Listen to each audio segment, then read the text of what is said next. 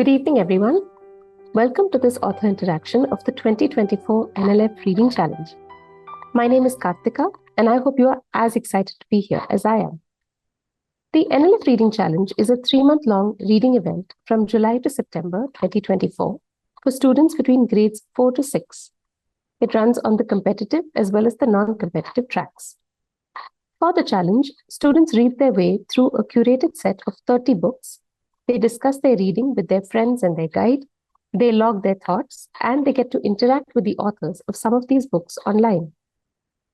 The challenge will conclude with a quiz competition that will see the 3 best teams win gold, silver, and bronze engraved trophies respectively, certificates of achievement, and a wonderful set of books. For today's event, please use the Q&A box to type out your questions or your responses to what's being discussed during the session.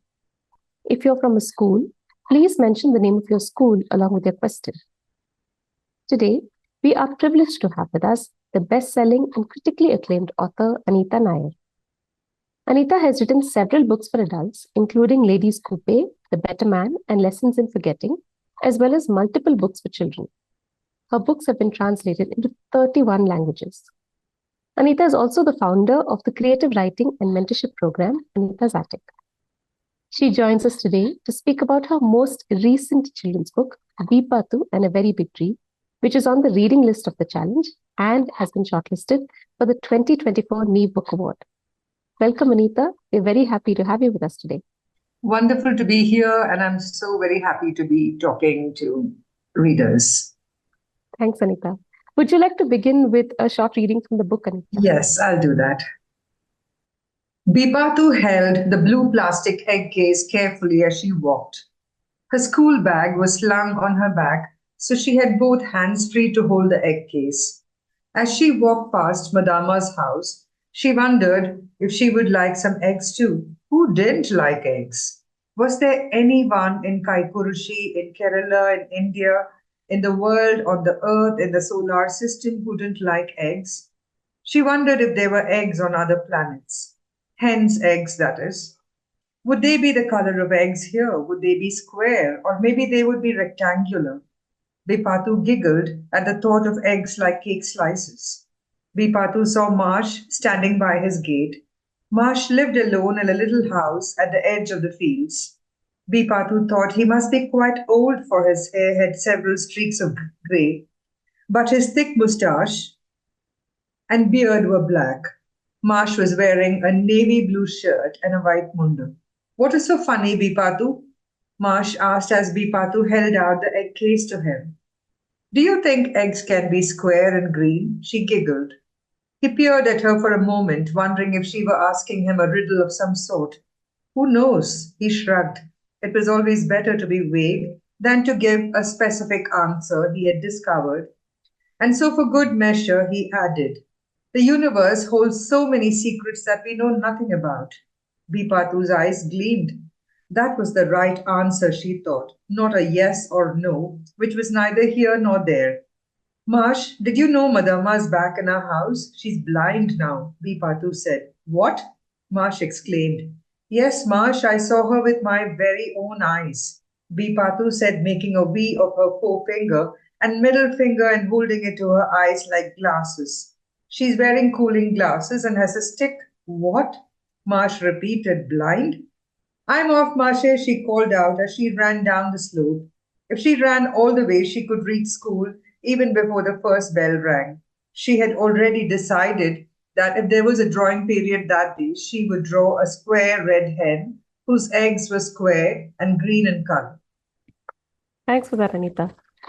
Such a wonderful passage that brings alive Bipathu's character as well as the setting that she's in and the people who populate her life. So just speaking about that, as we wait for audience questions to come in, Anita, we were just wondering, now the setting of Kaikurushi in the book is based on your village, your ancestral village of Mundakotukurushi near Palakkad in Kerala. And you launched the book close to a year last year, July 23rd, at the Vayanashala or the library in Mundakotukurushi. What was it like for the students from the area to see aspects of their life represented in the book? And have you got responses from other student readers from the village and other regions of Kerala? So the thing is, in Kerala, actually, the state syllabus, in the seventh standard syllabus, they've had an essay of mine, which has been running for the last 10 years. And this year, it comes to an end. And this year, there's an essay in the ninth standard. So what happens is that over a decade now, children are familiar with my writing because I've written about a village Puram.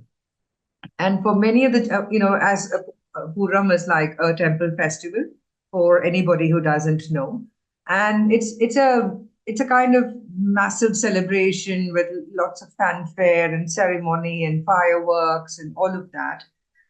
Some villages or some temples have Purams, which with elephants and stuff like that. But the village that I come from, Mundakotagurshi, is very, very rustic. And they have what is called something called Kala Vela, which is basically, where oxen are kind of decorated, not real oxen, but they are mounted oxen.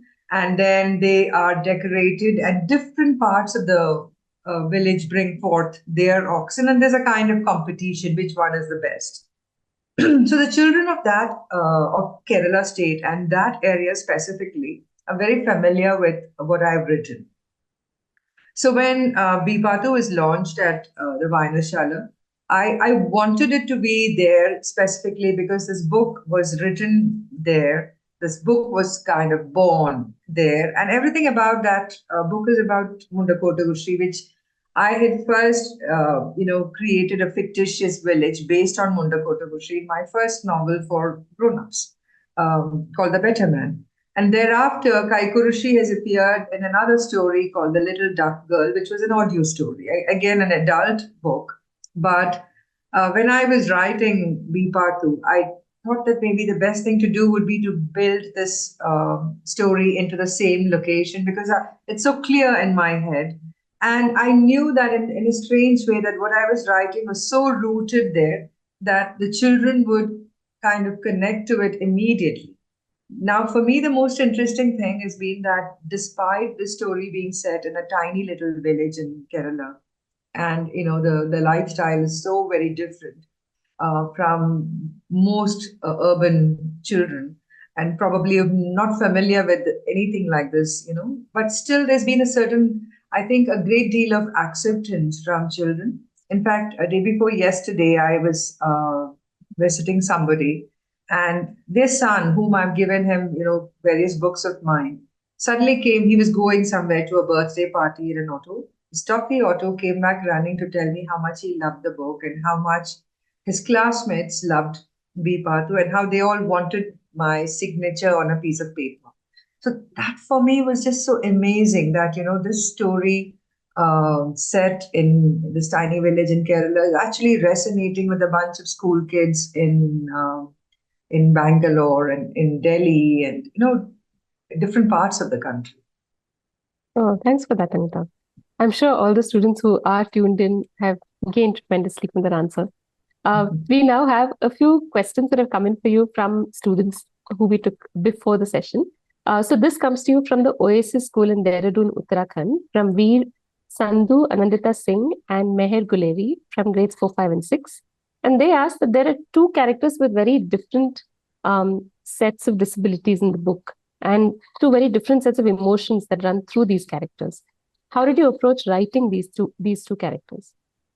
Well, I think, see, one of the things that every writer must know is how to slip into the skin of the character.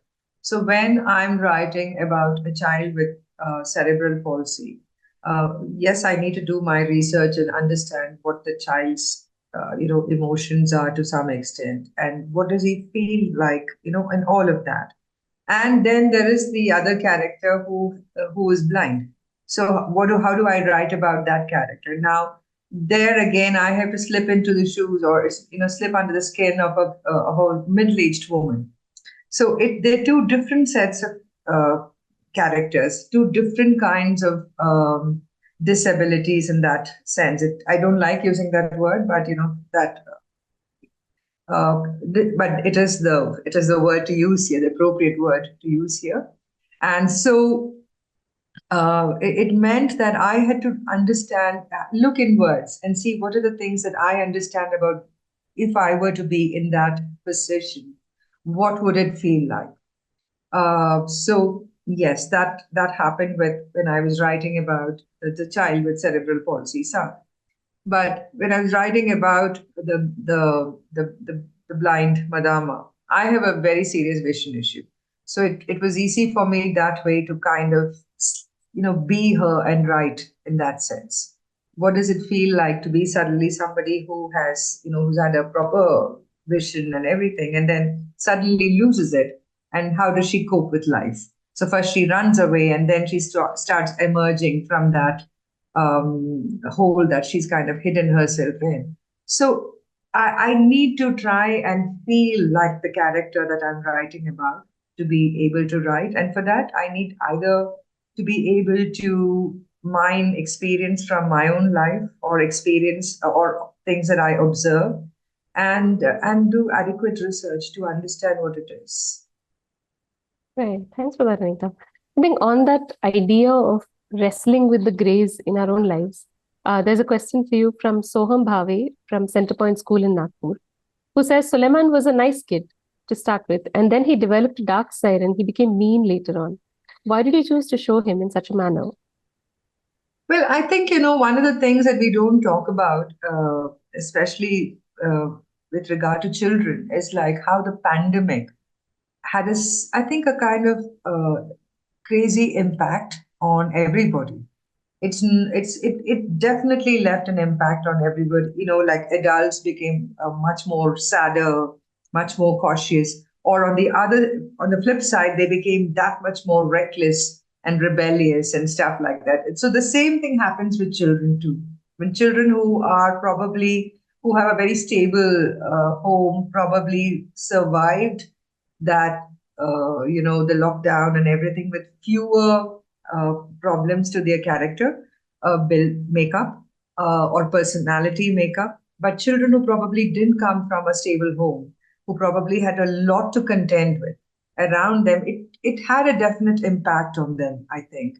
And that reflects in many ways. In some cases, it ends up where the child ends up being mean because he's angry with the world, he doesn't understand the world.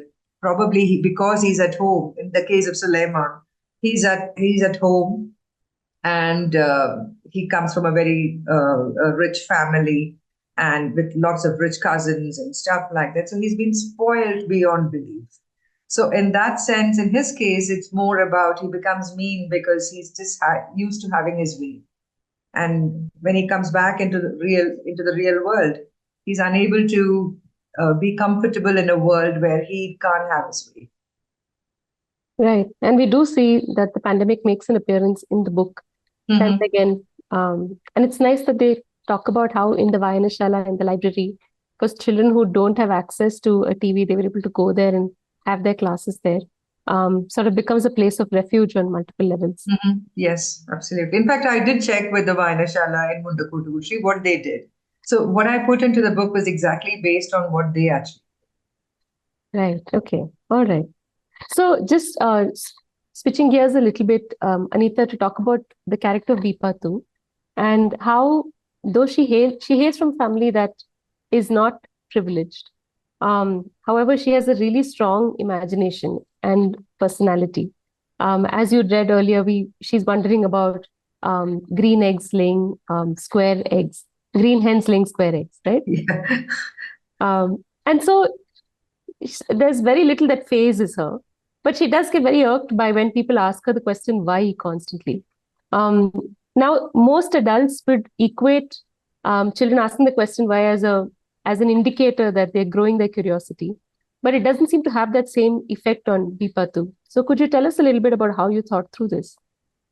So there's this question of why is something that I as a rule don't like it. Okay, so that reflects in some of my eccentricities will appear in my characters, and that is something that Bipathu inherited. But apart from that, I also the question is very interesting for me because I think that where parents see why as an indicator of curiosity is in a privileged background, in a privileged urban background. But if you were to go into a suburban home or if you were to go into a rural home, even if they are privileged, why is not encouraged. It's basically that you just do what your parents tell you, and you do what your teachers tell you, and that's it. There is no word beyond that, you know. So pretty much like God's will hath no why. It's like parents' will hath no why, or teachers' will hath no why. So I think I wanted to bring that. And the thing is, children are curious everywhere. You know, it's not that only urban children are curious or urban privileged children are curious. It's basically that children are curious everywhere, and the curiosity is either dampened or, in worst cases, beaten out of them. So I wanted to be able to talk about why the question why is an integral part of a child's growing up process. It's that sense of wonder comes from why. You know, why is the sky so blue? Why are eggs white, or whatever? You know, everything is a question that begins with why. And very often people see that as probably insolence, and they are then told not to ask silly questions.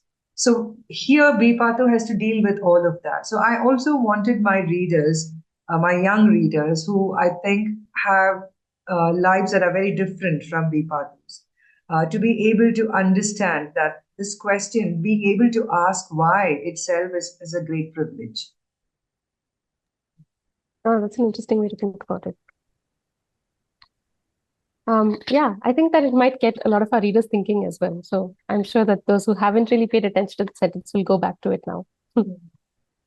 Another thing that we were thinking about, Anita, is that you've mentioned that, as you just said, that the character of Bipathu does channel parts of yourself, that when you were a child, you liked to run errands, you would say bye to everything in a room, you'd give animals funny names, but also that you wanted to use the plot to comment on the gender divide, that you haven't seen as many girls playing football on the roads as you have seen boys. Do you hope that this is a book that young girl footballers can take heart in? I really do hope so. I mean, I see on the one hand, this book is also about bullying. You know, there is also that. But I know a lot of children have talked to me about that aspect of it.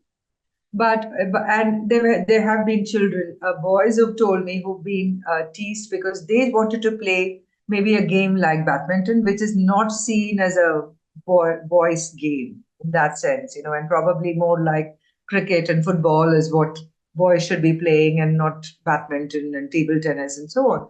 So I remember one child who told me how he felt like Bipathu because he wanted to play badminton and he was not allowed to. They kept asking him to play football. So he had the opposite problem. So I'm not so entirely sure how much of this desire to play football this book is going to evoke. But I'm just hoping that it will just make girls feel that, I mean, it doesn't matter. You should just dream what you really want to dream about and then chase it. It doesn't matter if you're a girl or a boy. Just go chase your dream no matter what. And that was pretty much what I wanted to talk about here. And again, I remember that when I was just after I think the book event in Kerala, you know, I was talking to some press, and they were telling me how there are football clubs in for girls in Kerala, but there was some kind of government support was cut, and he said, guess what? The first football clubs that went were the girls' football clubs because it was not seen as important enough as the boys' football clubs. You know, so in that sense, I think like I'm trying to also ask questions here. I mean, I know this is a children's book and everything, but somewhere I do hope that children will ask the questions that adults don't want to ask. Yeah, definitely something to think about. So we have a few more student questions that have come in for you, Anita. On that note of young girl footballers, Veda Ponnappa from Neve Academy asks, are you going to write new adventures of Bipathu? And Archana Mishra, in a related question, from Pep School V2 asks, does the new book you're writing have anything to do with Bipathu? The new book I'm writing has nothing to do with Bipathu, except that fleetingly Madama appears in it. Very fleeting. It's like, you know, what's happened is that I've created this universe and I can't seem to kind of leave them behind. I seem wanting to bring them in and stuff like that and so on. So this time I'm writing the children's book that I'm writing is set in Bangalore. And it's set in an apartment complex. So yeah, that's where it is. Okay, excellent. I'm sure all our readers are now going to wait to hear from more news of that book when it comes Yeah. out. So on this idea of introducing Malayalam words in your text, Anita, and you've spoken about this, about how you feel like language is alive and vibrant, and it needs to reflect the region and the culture of region by making its way into stories. And I know that this makes the book hugely enduring for readers who know Malayalam or who know the language. How have readers who don't know the language responded to the text? How do they make meaning from it? Have you heard from them? Yes, I have. And actually, in fact, most of the readers that I've met, because I've not done any, major events in Kerala uh, for Bipathu, which I will once the Malayalam translation comes out. But most of the readers that I've met or have talked to are all non-Malayali children and parents. And it didn't seem to be a problem at all to them. In fact, I think it just kind of gives it that very distinct flavor that makes you actually think that you are actually located in Kaikurushi as you're reading the book, because the words suddenly pop up. And I try to make it as seamless as possible so that, it doesn't feel like a rude moment where you suddenly wonder what is the meaning of this word. So I try to work in the meaning of those words without the child having to go and pick up a Malayalam English dictionary or do a Google search, which is much more easier these days. Yeah, that's true. In the paragraph, one is able to make out from context what the word means. So that's something that I do with my adult fiction as well. So I've said that I would just do the same thing in my, fiction for children. Right. Okay. All right. On that note, also, Anita, there's this thread of resourcefulness that links all the characters. So there's Bipathu who plays football with an achinya or a baby coconut. There's bigger attempts like how Bipathu's mother learns to, sew at the tailoring classes, and then she becomes more self-sufficient. And Marsh fashioning the cone for Dugu from pala or a palm leaf. So are these based on experiences or anecdotes that you've encountered yourself? Well, I as a kid, I kicked a few achingas as as a football because that was there. It was there. We fallen under, and you just kind of kick it around. Especially I grew up in Chennai, so when I go to Kerala for my vacation, these were wonderful things to do. It felt very kind of rooted in the place and so on. When you're a child and you want to so belong to where you are at that point.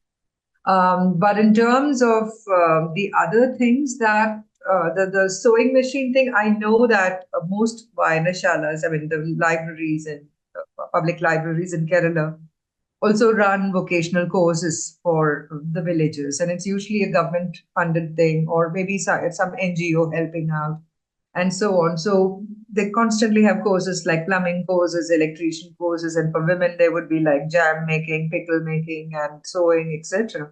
Basically, that would help an unemployed person make a source of living. That this would enable them to at least supplement their income, if not be their entire income.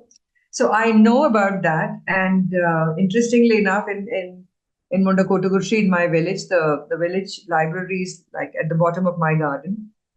So I know pretty much what's going on there. So which is why I was able to write about that. And as far as the resourcefulness of Marsh using the cone out of the bark of the areca palm, it's basically something that they do in Kerala to hold things, like you use that like a scraper, you use that for various things. So I was like, why not this as well? Yeah, it really showed that you've sort of moved with the context of the setting of the story and tried to figure out fun things to do. For me, it's like writing about the place that I call home. Right. Okay. All right. Since we have time for one last question, Anita, we'll take this. It's a student question from Saveer Dudeja from grade 4 of Centrepoint School, Nagpur. This moves away from you as a writer, but asks that the book says that you're a high-profile supporter of UNHCR. Could you explain in detail what this involves? So basically, UNHCR is the UN agency for helping refugees. Refugees are people who've had to flee their country for mostly, war reasons or because it's unsafe for them to live there. And so there's always like an exodus of refugees who go to different parts of the world, depending on wherever they're welcome. So one of the things, of course, is that they are very dependent on the host nation's charity and how inclusive they are of people from other cultures coming into their culture. So what UNHCR does is it works on the ground level. There's a lot of people who are actually working to rehabilitate the refugees who come into different parts of the world. So there are a lot of Syrian refugees in Europe. There are Rohingyas in Bangladesh and India and Indonesia and so on. And then there are Albanians, there are African refugees. So it's a huge problem. And they constantly need the goodwill of the host countries and they need the goodwill of the communities that these people make their homes in. So people like me, when I become when I'm chosen as a high profile supporter, what I do is I try to amplify their voice by talking about it and by using my own connections in terms of network, my readers, people who follow me on social media, etc., to talk about the refugee crisis and what are the various things that we can do to kind of assist them, because these are people who had to leave with just the clothes on their back. So how do you show empathy to them? Basically most of them just want empathy. They don't want arms, they don't want sympathy. They just want to be able to integrate and lead normal lives, so to be able to talk about that. Thank you for that, Anita. I think that we are almost out of time, so we will have to stop taking questions at this point. But I know that our reader is really excited that they'll get to see Madama, a new children's book, and the Malayalam readers will also get to read the book in translation. So excellent news all around. Thank you very much. Thank you. All the best with your new work. Thank you.